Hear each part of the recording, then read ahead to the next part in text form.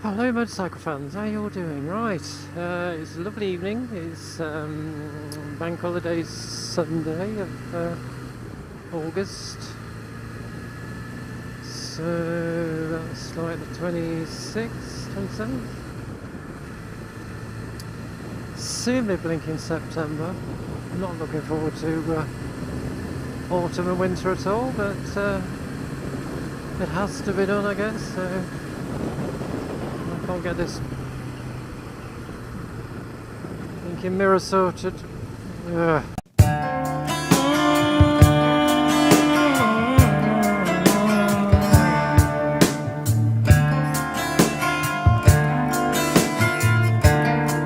I saw the council workers changing the roadside signs for the speed, and they've dropped it from 60 to 50, and the next stage will be to put speed cameras on this stretch because they know it's a popular route for motorcyclists. And okay, you get the odd accident, but that will always happen. So to me it's an erosion of freedom, and you know, I'm a creature of freedom. I love my freedoms. I love the freedoms that we have in the West, particularly as a woman. There's not many countries I would like to live in, you know, apart from the civilized ones. Australia, New Zealand, Canada, America.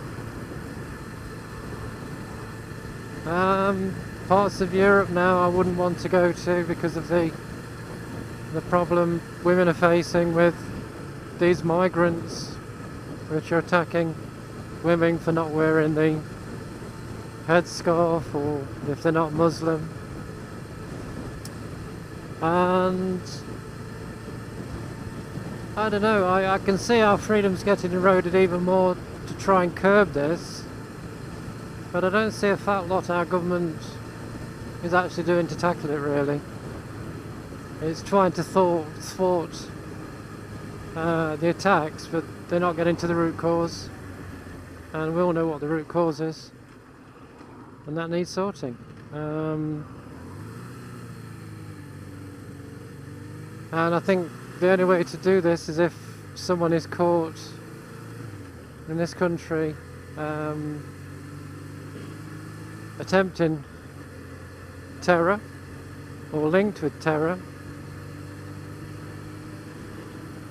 Mainly he, will be punished for the full amount of the law, and his family then will be deported.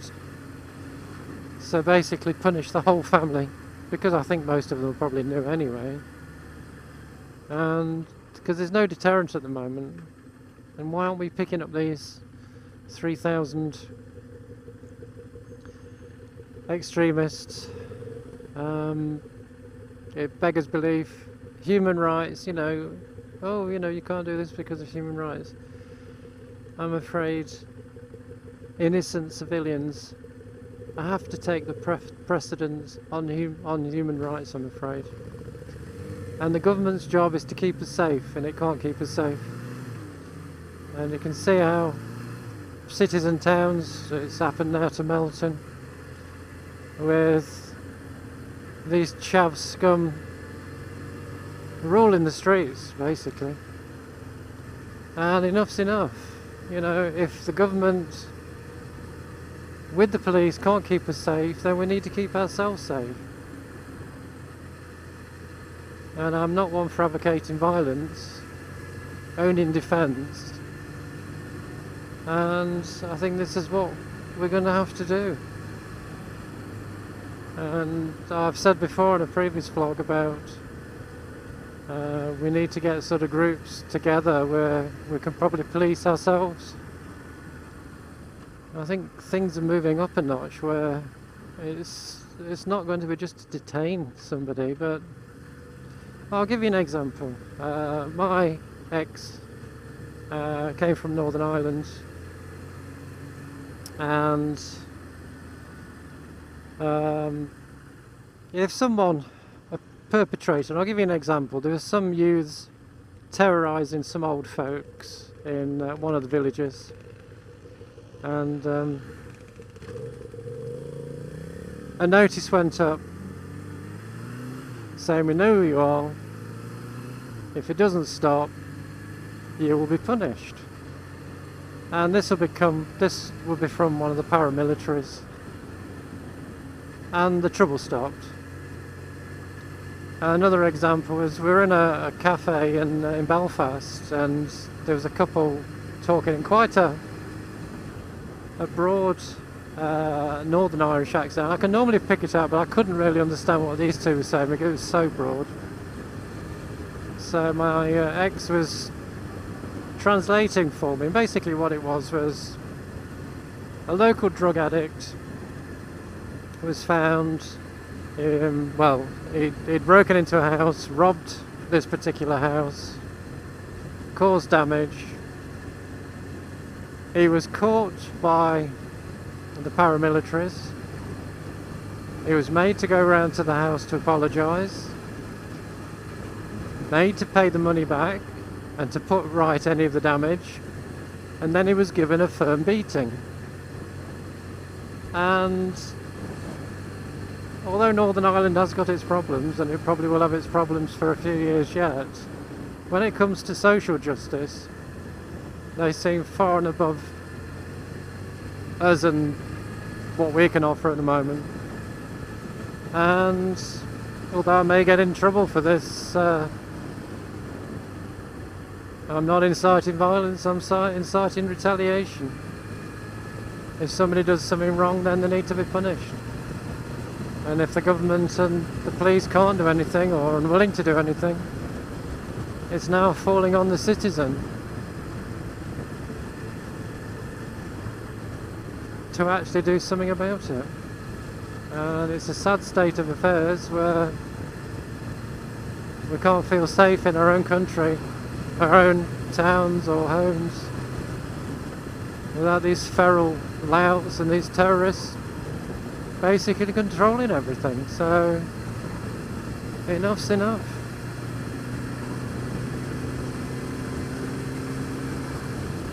If you've got any suggestion, guys, what we can do, I'll be interested to hear from them. You know, if the police had the numbers and the courts had the correct sentencing, and we've got enough prisons to put these scum away, that's fine, but none of those apply. So what are we going to do? Are we going to kowtow to the bad guys? Or are we going to fight? Are we going to stand up for ourselves? And as a mere female, obviously it's difficult to get in an altercation with a man or a group, and I wouldn't stand a cat in hell's chance, you know. And there's something to do with the psychology of a woman, because a woman is more nurturing. They're hardwired to look after young, and they care for the young, and they worry about the safety of the young. That worry, neuroses if you like, is actually hardwired into the female brain. So we do worry about things more than a man would.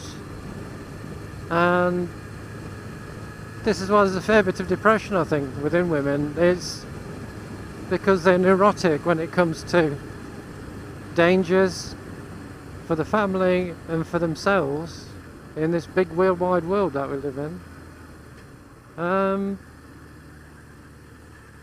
Right, where are we going, Susan? No, we're going straight on. So we haven't got the coping mechanism that a man has. Obviously it's hormonal, and the way the hormones affect the brain, and blah, blah, blah, blah. But yeah, it's difficult, you know. It's why obviously the majority of women are non-aggressive, but you obviously get some aggressive women. But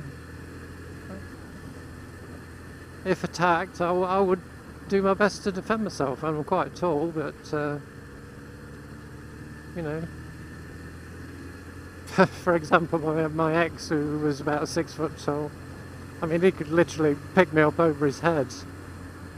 Um, I couldn't lift anything like that sort of weight. So, you know, just men are physically stronger, greater muscle mass and all that. So it's a tricky one for us. But, you know, men are being attacked just as readily as women, you know, with machetes and acid and all this sort of thing. It's scary, it really is scary. Freedom is the only thing means a damn to me. Oh, you can't fake it. I usually carry my my little spray, but I haven't got it with me. It's actually in the other bike, so I do feel a little bit more vulnerable than I did, but there is two of us. So. And again, you've got that androgyny. I mean, Sue's quite tall, and so am I. So some little scummy scooter types will probably think it's a couple of guys on bikes anyway. So it's just one of those things. Anyway, that's my thoughts and fears. Again, I'm not trying to incite any violence or anything or any trouble, but I just don't know where this is going to end. And I've got a horrible feeling it will end in bloodshed and possibly even civil war.